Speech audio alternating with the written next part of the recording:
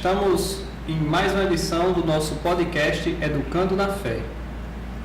Essa é uma iniciativa da Faculdade Vidal e da Escola Normal que nos convidou para colaborar com uma semente da Pastoral da Educação. Esse mês, o mês de agosto, é o mês vocacional e a Igreja no Brasil lançou esse livrinho Hora Vocacional com o tema Peregrinos porque Chamados. No terceiro encontro, que é para a terceira semana do mês de agosto, somos convidados a refletir sobre a vida consagrada. E é por isso que hoje nós temos aqui a alegria de receber o irmão João. Seja bem-vindo, irmão. Obrigado, Padre Diogo. É uma alegria poder estar partilhando com vocês, o dom da nossa vocação aqui. Nós que somos chamados à vida consagrada nesse mês vocacional. Então estamos aqui com alegria para falar um pouco sobre isso. O irmão João estudou comigo na filosofia, não foi, irmão? Isso, filosofia. Nós estudamos na Faculdade Católica de Fortaleza, ali em 2014 até 2000. Isso, finalizando 2015, né? Acho que iniciamos 2013. Isso.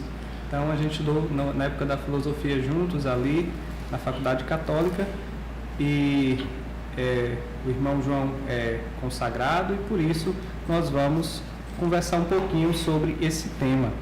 O Papa Francisco, na carta circular aos consagrados e consagradas, que foi de 2014, ele disse o seguinte: onde quer que haja consagrados, aí está a alegria. Irmão João, o que é ser um consagrado? Pronto, ser consagrado, de fato, como qualquer outro encontro na vocação, vai ser sempre uma alegria, né? E essa afirmação, do Papa reforça um pouco essa nitidez com que o consagrado ele se entrega, porque, de fato, a vida consagrada, a vida religiosa, ela deve ser um sinal. Ela é uma vocação sinal para o mundo, para a igreja, modelo e exemplo de vida, Então, ser consagrado, na verdade, como a própria palavra já fala por si, é ser separado. Alguém que se dedica, alguém que abre o coração, dá um sim para um propósito muito especial, que é entregar a sua vida a Deus, ou seja, tornar a sua vida um sacrifício, uma oferta, uma entrega, inteira, toda a vida. Por isso que se fala de vida consagrada. Então, quando a gente fala de ser consagrado na vida religiosa, significa uma vida que é inteiramente dedicada, ao propósito de Deus, do reino dos céus, numa missão específica, num carisma específico, ou seja, numa dimensão de fé, sinalizando o exemplo de Cristo no seu mistério, para que a gente possa viver uma missão, realizar a obra de Deus no meio do mundo em que nós vivemos. Então, ser consagrado é isso. Ser consagrado é querer se entregar inteiramente. Ser consagrado é querer dedicar-se ao Senhor. Muito bom. A gente tem um costume de dizer assim: eu sou muito religioso. Nossa, aquela senhora é muito religiosa. Isso. Mas no caso, o religioso e a religiosa é uma vocação específica na igreja, Isso mesmo, Na igreja nós temos a vocação sacerdotal, a vocação religiosa e a vocação laical, matrimonial, Então, uma vocação específica, porque ela vai abrir-se a um estado de vida diferente das demais vidas, Uma pessoa pode escolher ser um sacerdote, pode escolher ser um pai, uma mãe de família, assim como pode escolher ser um consagrado, um religioso, nas suas várias expressões dentro da igreja. Tem os monges, tem frades, tem outras expressões de vida religiosa dentro da igreja, cada um com uma missão específica, um chamado, uma vocação, uma identidade dentro da igreja de Jesus Cristo, E isso é interessante porque é uma expressão, cada um com uma expressão, um chamado e uma identificação própria que define e caracteriza cada uma na sua maneira de ser, de viver a fé, né, de realizar a vivência dos votos religiosos, né? E a gente entra um pouco nesse tema, né? O religioso é aquele que faz votos, né, que a gente costuma, né? Voto de pobreza, muito conhecido, todo mundo ouve já falar nisso, faz voto de castidade, pobreza, obediência, né? E cada congregação, digamos assim, ordem religiosa ou comunidade religiosa, vai vivenciando essas dimensões, né, que nós, a igreja, chamamos conselhos evangélicos, né, na sua forma, na sua regra, dentro do seu carisma. Muito bom. Com certeza os jovens que estão nos assistindo têm muita curiosidade de saber, né, como é a vida dentro de um convento, dentro de um mosteiro, uma casa religiosa, né? E se o senhor puder nos dizer mais ou menos como é a rotina do senhor, a rotina de oração que molda, né, a vida de vocês, compartilhar conosco, com os jovens. Pronto. Antes de entrar mais especificamente na nossa rotina, eu podia partilhar um pouco o que é o nosso carisma, a dimensão da nossa vida, para a gente entender um pouco melhor. Eu sou irmão João, da comunidade Servos da Divina Misericórdia e do Imaculado Coração de Maria. É uma comunidade que tem a sede ali em Fortaleza. E a nossa comunidade, ela se identifica como uma família espiritual, de inspiração monástica franciscana. Então, nós somos uma comunidade de inspiração monástica franciscana. São união de duas dimensões, duas expressões dentro da igreja, que é a vida monástica e a espiritualidade franciscana, em que nós buscamos ali, extraindo dessas realidades, a vivência do absoluto de Deus. A primazia do absoluto de Deus, ela vai estar no centro do nosso carisma, né? Nós temos o carisma de ser o rosto misericordioso de Jesus. A dimensão da misericórdia para a nossa vivência, ela é ímpar, né? Toda a revelação de Jesus, a Santa Irmã Faustina, né? Muita gente conhece, já ouviu falar em Jesus misericordioso, né? No texto da misericórdia.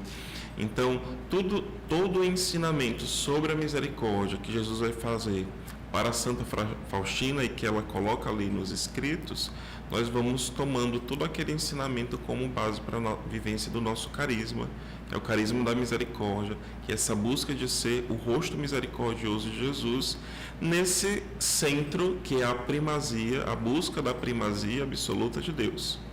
Essa primazia absoluta de Deus significa, na nossa vida, tornar Deus o centro absoluto, dar a Deus o primeiro lugar, querer ser sinal para o mundo, para a igreja, de que Deus, ele precisa estar no centro das nossas vidas. Inclusive o ícone de Jesus misericordioso vocês trazem aí na medalha. Trazemos, né? Aqui na medalha, né? Que a gente traz. Jesus mostrou para Santa Faustina. Isso. Né? Então essa imagem que nós trazemos no nosso peito é um sinal de consagrado. E essa imagem de Jesus, para quem não conhece, é a imagem que Jesus, a forma com que Jesus se apresenta para Santa Faustina, né, para falar ao mundo sobre a misericórdia de Deus. Então, Santa Faustina, Jesus vai aparecer para ela e diz para ela reunir os pecadores e falar da sua misericórdia, né, apresentar a sua misericórdia. Ele diz: reúne todos os pecadores e fala para eles, né, que não tenham medo de se aproximar de mim, não tenham medo de se aproximar da minha misericórdia. Diga aos pecadores que eu os persigo com a minha misericórdia. Então, isso na verdade, um chamado que Jesus faz a todos os pecadores, né, no mundo inteiro, para se aproximar dele. E nós temos essa missão de levar a misericórdia, de ser esse rosto de misericórdia para o mundo através da nossa vida, tornando Deus, né, o centro, o primeiro, aquele que é absoluto em nossas vidas. E a gente busca fazer isso através do resgate do silêncio, da adoração e da alegria fraterna, da vida comunitária, a alegria de ter irmãos, né? Nós somos uma família espiritual que busca, né, cada vez mais nos aprofundarmos, né, no silêncio, na oração, na adoração, mas na certeza de que nós precisamos uns dos outros. Por isso, como São Francisco se alegrava, né? Porque o Senhor o deu, concedeu a ele ter irmãos para viver aquela mesma experiência que ele vivia, né? E lá na nossa comunidade nós temos uma rotina, né? Como o senhor perguntava mesmo, de vida de oração, de trabalhos, de trabalhos missionários, de trabalhos de casa, de tantas coisas que a gente vai fazendo, né, ao longo do nosso dia. Mas basicamente o que é que a gente faz? A gente acorda cedo, 5h30 a gente já está no nosso primeiro momento de oração e a gente dedica toda a nossa manhã a um tempo sagrado para oração. Então a gente expressa isso, né, dedicando um bom tempo para a nossa vida de oração, para a busca contemplativa de Deus, né, na adoração, no silêncio, na leitura, no estudo. E aí a gente se dedica a partir das 10 horas da manhã, né, aos nossos trabalhos, nossas atividades pessoais, né, os serviços da nossa casa, outras atividades que a gente precisa fazer. À tarde a gente inicia a nossa tarde com a hora da misericórdia, que é a hora, às 3 horas da tarde, é a hora que Jesus entrega a sua vida, né, ao Pai, sacrificando-se e salvando a humanidade inteira. E a parte da noite a gente se dedica mais a atividades abertas, missionárias, assim como os nossos finais de semana. A gente vai se dedicando para esse trabalho de evangelização, de anúncio da palavra de Deus. Interessante, irmão, que aqui no encontro que a Pastoral Vocacional e o Serviço de Animação Vocacional da CNBB lançou para esse mês, coloca como compromisso da terceira semana, que é a semana de oração pela vida consagrada, compromisso, rezar o terço da misericórdia pelas vocações à vida consagrada, né? Então veja só aí como dentro do carisma da comunidade de vocês, né? Vocês vivem isso todos os dias, né? Na oração do terço da misericórdia. Você que ainda não conhece o terço da misericórdia é chamado a conhecer o terço da misericórdia, pesquise aí na internet as mensagens de Jesus misericordioso. E certamente aqui a igreja no Brasil está nos convidando a rezar o terço da misericórdia pelas vocações à vida consagrada nesse mês. Isso é muito importante, né? Principalmente para nós que temos essa missão, né, de tornar isso conhecido, porque Jesus fez promessas especiais para quem reza o terço da misericórdia. Jesus disse que nada negaria aquele que clamasse a sua misericórdia às 3 horas da tarde, rezasse o terço da misericórdia, né? Mergulhasse nesse mistério do seu sacrifício na cruz. Então é importantíssimo, né? Porque quando nós nos voltamos com confiança para a misericórdia de Deus, nós temos essa certeza de que o Senhor nos atende quando a gente pede com fé. E que conselhos o senhor daria para os jovens, até as crianças que porventura forem assistir esse podcast e pensem, nossa, será que Deus está me chamando para ser um religioso? Sim, padre, você que tem esse chamado, você que está despertando para essa realidade e não sabe o que é que vai ser, né? Será que no seu coração tem essa semente, né, de um chamado especial? O que eu tenho para dizer para você é que não tenha medo. Não tenha medo. A gente tem muitas dificuldades, né, hoje na nossa realidade presente, na nossa sociedade. São tantas coisas que dispersam a nossa atenção, né? Vai nos tirando do foco, vai tirando essas possibilidades da nossa vida, né? A ausência de Deus vai se tornando presente na vida das pessoas, essa noção da presença de Deus, esse senso do sagrado, essa possibilidade de uma vida diferente, né? Saber que, como o Papa dizia, essa vida não é uma vida triste, não é para ser uma vida triste, é uma vida feliz. É uma vida feliz por quê? Porque é uma vida onde a gente se completa, né? E por isso só há alegria nisso, quando a gente está satisfeito, quando a gente se satisfaz. Quando na nossa vida não há satisfação, né? Quando há um vazio, né? Isso é triste. E na vida religiosa, quando nós nos encontramos, quando nós nos deparamos, né, que esse chamado é para mim, só há alegria, só há felicidade, mesmo em meio às dificuldades. Então não tenham medo, não existe nenhuma vida que não tenha dificuldade, não existe nenhuma vida que não tenha sofrimento, mas a gente precisa vencer alguns desafios, né? Essa dispersão, do nosso coração, da nossa atenção de Deus. É muito difícil hoje, né, a gente encontrar vocações genuínas, justamente por isso, porque não se tem uma base de formação, de personalidade, de identidade. Então, não tenham medo de se encontrar. Né, descobrir a vocação, mas também se encontrar. Aquela semente que Deus planta, desde que Ele nos chamou à vida, ela está ali e a gente precisa se conhecer. E nos conhecendo, a gente descobre essa alegria que o Senhor nos chama a viver.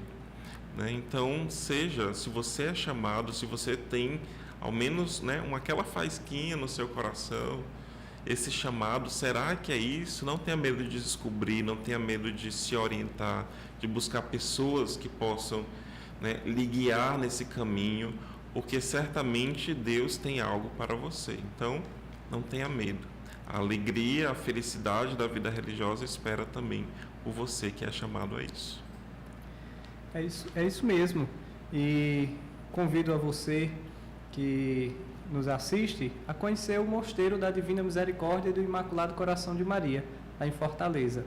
Se você quer saber qual é o meu segredo, é que vez por outra eu apareço lá, né, irmão? É verdade. Vez por outra eu vou reabastecer as minhas forças espirituais, em adoração ao Santíssimo Sacramento, que fica lá na capela, que é muito bonita, fica exposto continuamente lá na capela, né? Tem missa todos os dias também. Os irmãos e as irmãs ficam rezando a liturgia das horas. Então, você que não sabe o que é a liturgia das horas, pode estar lá e assistir aquele grande momento onde, em nome de toda a igreja, né, os religiosos, os consagrados entoam os salmos, né? Cantam os salmos e intercedem, né? É Cristo que está intercedendo pela humanidade inteira, né? Quando a gente reza a liturgia das horas. Então, você que não sabe, liturgia das horas basicamente é oração de 3 salmos, né? E em torno dos 3 salmos tem hinos, tem leituras da palavra de Deus, tem preces, se conclui com a oração do Senhor. Então é sempre um diálogo, né? Um diálogo onde nós falamos com Deus, onde Deus fala conosco, e se chama das horas porque se faz ao longo de vários momentos do dia, né? Lá vocês rezam que horas canônicas? Nós rezamos as horas, todas as horas, né, da liturgia. Então, a forma de consagrar, né, o dia ao Senhor. A cada momento específico do dia, dedicar aquele tempo a Deus através da oração. Então, a liturgia das horas, a igreja nos convida a isso, né? A rezar a liturgia para que todo o percurso do nosso dia ele seja envolvido pela presença de Deus. Bem, e aí, desde o tempo do seminário, desde que eu era seminarista, o Padre Edilson, que é o fundador da comunidade dos Servos da Divina Misericórdia, tem sido meu diretor espiritual. Então, os padres também se confessam, viu? E aí eu vou lá me confessar na comunidade, beber da misericórdia de Deus, para poder também eu ser um pouquinho mais misericordioso, eu tentar também ser um sinal da misericórdia de Deus para o mundo. Porque por nossas próprias forças a gente não pode nada, né, irmão? A gente não conseguiria fazer a obra de Deus, mas a gente bebe da graça de Deus, a gente é chamado pela misericórdia, tocado pela misericórdia e pode trabalhar na obra de Deus, pode também ser canal, instrumento de Deus para o mundo. Então, eu também ando com o meu rosário aqui, que é lá da comunidade dos Servos da Misericórdia, ó. Você não sabia, mas eu ando com o meu rosário, porque ele é inspirado no Combusquine oriental, né? Isso mesmo. E eu aprendi a rezar lá uma oração muito bonita, com o livro do Relatos de um Peregrino Russo, né? Que o padre Adilson me indicou ler esse livro, Relatos de um Peregrino Russo, e eu aprendi a rezar a oração, chama oração de Jesus, né? Oração de Jesus, oração do coração, né? Pode nos falar Também. Um pouquinho dessa oração? Podemos sim. Essa oração de Jesus, esse livro que o padre menciona, é um clássico da espiritualidade monástica, né? onde vai mostrar o percurso desse peregrino na busca da oração incessante, né? Ao convite de Deus, de Jesus, que diz orai sem cessar. Então ele quer entender como é que eu posso orar sem cessar. E a experiência monástica, ela nos conduz a isso. Já desde os primórdios, os primeiros monges, lá os padres do deserto, eles vão fazer essa experiência da oração do Senhor Jesus, né? Repetindo as orações que o conduziam o seu coração a uma oração incessante, se abrindo para essa possibilidade. Então, lá no livro vai mostrar como ele vai aprender a fazer isso, né? Até que ele encontra alguém que o guie espiritualmente para essa oração. Então, ele vai repetindo a oração de Jesus, que é exatamente: Senhor Jesus Cristo, Filho do Deus vivo, tem piedade de mim, pecador. E aí ele vai repetindo essa oração, vai fazendo continuamente, repetindo milhares de vezes essa oração, né? Até que essa oração ela se torne algo própria dele, dentro dele. Ele não precisava mais nem repetir com palavras essa oração, estava tão gravada, ele estava tão imbuído da oração, que era como automático dentro dele, né? No coração dele. A oração saía dos lábios para o coração e se tornava incessante. Tudo que ele fazia, né? Tudo que eles faziam em oração. Por isso se chama oração do coração, né? A oração incessante que nos conduz a uma presença contínua de Deus mesmo, né? Por isso a importância, e isso está muito presente, né, entre os monges, principalmente na experiência na Igreja Oriental, e a gente traz para a nossa vocação, né, que é essa busca da presença contínua de Deus. Muito bem. Então, também na comunidade dos Servos da Misericórdia tem as irmãs, né? Então, se tiver alguma menina, se tiver alguma jovem que também queira, exemplo de Santa Faustina, clamar a misericórdia de Deus para o mundo, também pode procurar na comunidade, né? Se você quiser conhecer, você pode olhar no nosso Instagram, que é @misericórdiasdm, @misericórdiasdm. Lá você vai conhecer um pouco sobre a nossa missão, a nossa comunidade, né, nossas atividades, e entrar em contato conosco. Você quer ser irmão, quer conhecer um pouco mais sobre nossa carisma, nossa missão, você pode entrar em contato conosco. Nós temos também as irmãs, tem irmãos, irmãs, assim como leigos, né, que dedicam também a sua vida a esse trabalho, a essa missão de levar misericórdia. Então, nos procure, né, queira conhecer mais um pouco sobre essa misericórdia de Deus. Muito obrigado, irmão João. Obrigado, Jarlison. Deus abençoe e obrigado a todos os que estão nos acompanhando, que depois irão também compartilhar esse podcast. Nosso agradecimento especial à Escola Normal e à Faculdade Vidal, que mais uma vez planta essas sementes da Pastoral da Educação e nos permite aqui também estar educando na fé. Deus abençoe. Amém. Deus abençoe, Padre. Muito obrigado pelo convite. Deus abençoe a todos que acompanham esse podcast.